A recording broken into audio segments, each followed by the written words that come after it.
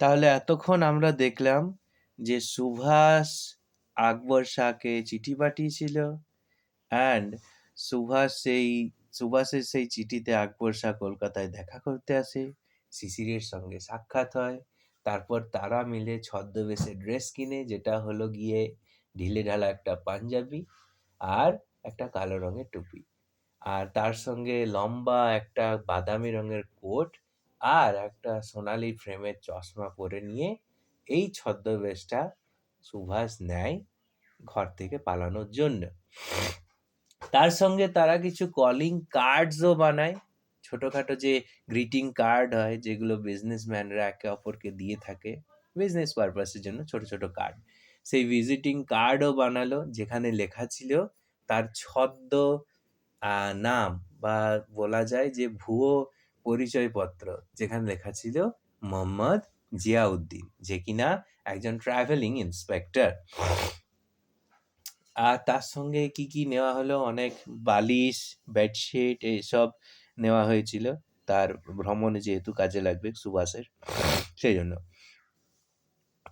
এবার শিশির এখন অপেক্ষা করছে সুভাষের বাড়িতে, আর এখন হচ্ছে সময় রাত 1:35, আর ডেট হচ্ছে 17 তারিখ, কারণ 16 তারিখে 8:30 রাত্রেবেলায় শিশির তার বাড়ি পৌঁছে গেছিল এবং সারা রাত অপেক্ষা করছিল। যখন ডিজেন জানলার ওপর থেকে সিগন্যাল করে দেয় তখন সময় হচ্ছে 1:35, আর ডেট হচ্ছে 17 তারিখ, 17ই জানুয়ারি 1941 সাল। তারপর থেকে Subhas and Sisir hugged the inner wall. Subhas আর শিশির ধরে ধরে নামলো সেই ভেতরের দেওয়ালটাকে, of the long house corridor, সেই বড় লম্বা ঘরের বারান্দার, এবং টিপটোড ডাউন, পা টিপে টিপে নেমে এলো the back stairs to the car, পেছন দিকের জানালায় যেখানে গাড়িটা রাখা ছিল। Subhash sat in the back, Subhash পেছনে বসলো। শিশির ড্রোভ দ্য কার, শিশির গাড়িটা চালিয়ে গেল।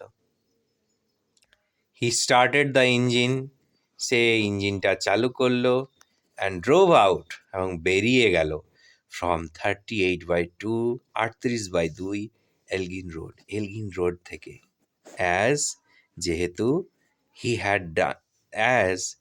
হ্যাড ডান, যেমনটা সে করেছে বা করে এসেছে, on so many past occasion, মানে বিগত মানে পাস্ট, ওকেশন মানে বিগত ক্রিয়াকলাপ অনুযায়ী, মানে এর আগেও সে এমনি করেই পেছন দিক থেকে গাড়ি চালিয়ে অনেকবার গেছে, ঠিক তেমনি আজকেও সে গাড়িটা চালিয়ে গেছে। ফারাক এটাই যে আজকে সুভাষ ওর গাড়িতে বসে আছে। At Subhas Elgin road residence, সুভাষের এলগিন রোডের বাড়িতে, দ্য লাইট গ্লোড, আলোটা জ্বলে উঠল, ইন হিজ বেডরুম, তার বিছানার, টু গিভ দ্য ইমপ্রেশন, এই অনুভূতিটা দেওয়ার জন্য, দ্যাট যে হি ওয়াজ স্টিল দেয়ার, সুভাষ এখনো ওইখানেই আছে। অ্যাজ ক্যালকাটা স্লেপ্ট, যখন কলকাতা ঘুমোচ্ছে, বা যেহেতু কলকাতা ঘুমোচ্ছে, আঙ্কেল অ্যান্ড নেফিউ, কাকা এবং ভাইপো, ক্রসড হাওড়া ব্রিজ, হাওড়ার ব্রিজটা পেরিয়ে গেল, অ্যান্ড ওয়েন্ট, এবং চলে গেল, বিয়ন্ড দ্য সিটিজ প্রিসিন্স, শহরের সীমানার বাইরে, বিয়ন্ড মানে বাইরে। সুভাষ ঢেলে দিল শিশিরকে কফি ফ্রম আ থার্মোস, একটা থার্মোফ্লাক্স থেকে। They share a few anxious moment, তারা কিছু অদ্ভুত বা বিচলিত মুহূর্ত কাটিয়েছিল টুগেদার, একসাথে, টুগেদার মানে একসাথে, হোয়েন দ্য কার ইঞ্জিন, যখন গাড়ির ইঞ্জিনটা ফল্টার্ড ওয়ান্স, একবার থেমে গিয়েছিল, ইট স্টার্টেড এগেন, এটা আবার চালু হলো। And Shishir dashed at high speed, সবচেয়ে উচ্চ গতিতে বা সবচেয়ে দ্রুত গতিতে চালিয়ে গেল থ্রু দ্য ডার্ক নাইট, অন্ধকার রাত্রিরে। অ্যাট অ্যারাউন্ড 8:30 AM, প্রায় ওই 7:30 নাগাদ সকালবেলায়, দে অ্যারাইভড অ্যাট বরারি, তারা পৌঁছালো কোথায়? বরারিতে, নিয়ার ধানবাদের কাছে। They put up at the house of Sisir's brother, তারা উঠল শিশিরের ভাইয়ের বাড়িতে, যার নাম হচ্ছে কি? Ashok. Subhas kept his disguise, Subhas তার ছদ্মবেশ ধরে রইল অন অ্যাজ মোহাম্মদ জিয়াউদ্দিন হিসেবে। অ্যান্ড সেড, এবং বলল, he had come on insurance business, সে এসেছে ইন্স্যুরেন্সের কাজে। অ্যান্ড ওয়াজ গিভেন, এবং দেওয়া হলো এ রুম, একটা থাকার ঘর, টু রেস্ট, আরাম করার জন্য, ডিউরিং দ্য ডে, সারাদিনের জন্য। দে মেট, তারা দেখা করলো, অ্যান্ড টকড, এবং কথা বলল, ইন দ্য ইভিনিং, সন্ধেবেলায়, and had an early dinner, এবং তাড়াতাড়ি রাতের খাবারটা খেয়ে নিল। Mohammad Ziauddin left alone for Gomoh station, Mohammad Ziauddin কিন্তু গোমো স্টেশনের জন্য বেরিয়ে পড়ল। Which was some distance away, যেটা অল্প দূরেই ছিল। হি ওয়ান্টেড টু ক্যাচ, সে ধরতে চাইছিল বা চড়তে চাইছিল দ্য দিল্লি কালকা মেল, দিল্লি কালকার মেল গাড়িটাকে, ফ্রম দেয়ার, সেখান থেকে। A little further from the house, বাড়ি থেকে অল্প দূরেই। শিশির পিকড হেম আপ, শিশির তাকে তুলে নিল ইন হিজ ওয়ান্ডারার, তার ওয়ান্ডারার গাড়িতে। And drove towards the railway station, এবং চালিয়ে চলে গেল রেলওয়ে স্টেশনের উদ্দেশ্যে।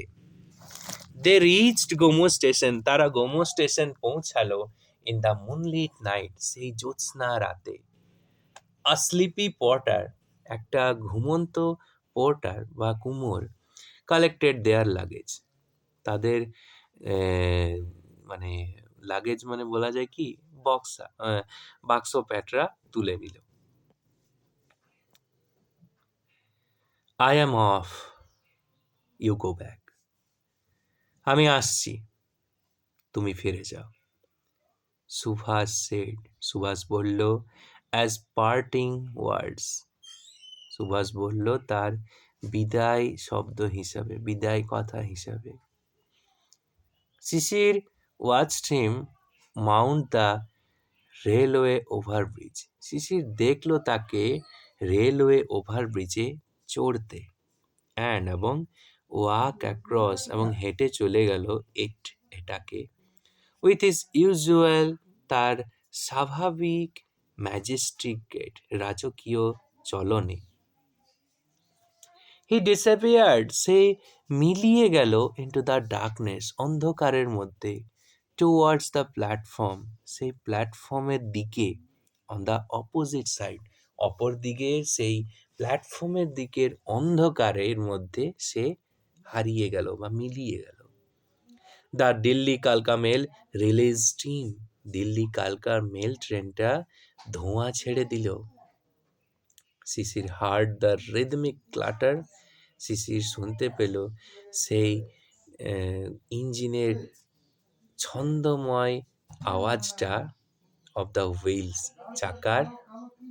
অ্যান্ড স, এবং দেখলো the train lights moving away, এবং সেই ট্রেনের আলোটা আস্তে আস্তে দূরে চলে যাচ্ছে। তো এইটুকু মানে যে টেক্সটের মধ্যে আমরা দেখতে পেলাম যে কিভাবে সুভাষ তার বাড়ি থেকে বেরিয়ে গেল। আমি তাও একবার ব্রিফে বলার চেষ্টা করছি যে কিভাবে বেরোলো। ডেটটা হচ্ছে 17th of January 1941, রাত 1:35-এ এলগিন রোড থেকে তারা বেরিয়েছিল, দিয়ে গেল কোথায়? সকাল 8:30 নাগাদ গেল বরারিতে, যেটা ধানবাদের কাছে, কলকাতা টু ধানবাদ। দেন ধানবাদের কাছে তোরা গেল গৌম স্টেশনে, যেখান থেকে দিল্লি যাওয়ার কালকা মেল ট্রেনটা তারা ধরল। আচ্ছা, একটা জিনিস নোট করবে, শিশির কিন্তু খুবই কনসাস ছিল তার কাকার ছদ্মবেশ নিয়ে। কেন না, তার কারণ শিশির আর ইয়ে শিশির আর আমাদের সুভাষ হলো গিয়ে একজন হিন্দু, আর ছদ্মবেশ নিয়েছিল একজন ট্রাভেলিং ইন্সপেক্টর, ঠিক আছে, কিন্তু সেটা একটা মুসলিমের, যার নাম হচ্ছে মোহাম্মদ জিয়াউদ্দিন। আর 1941-এর টাইমে হিন্দু মুসলিমের যে বিভেদ, সেটা ছিল তুঙ্গে, সেটা ছিল টপ, খুব উঁচুতে। হিন্দুর সঙ্গে মুসলিমের যে ঝামেলা, সেটা ছিল সবার উপরে।